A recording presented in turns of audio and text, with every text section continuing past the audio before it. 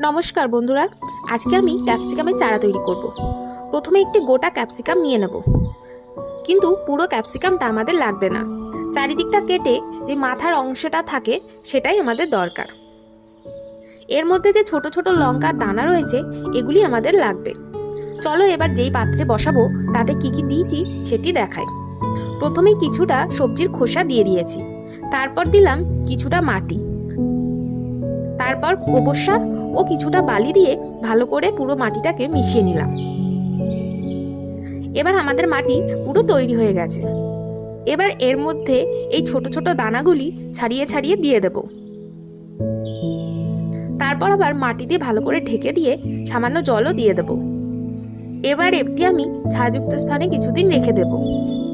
এটি আমি first time লাগালাম, তাই জানি না কতদিন মতো সময় লাগবে। যখন এর থেকে চারা বেরোবে তখন তোমাদের সাথে অবশ্যই শেয়ার করব। আর ভিডিওটি ভালো লাগলে লাইক, শেয়ার আর চ্যানেলটিকে সাবস্ক্রাইব করে দিও। নমস্কার।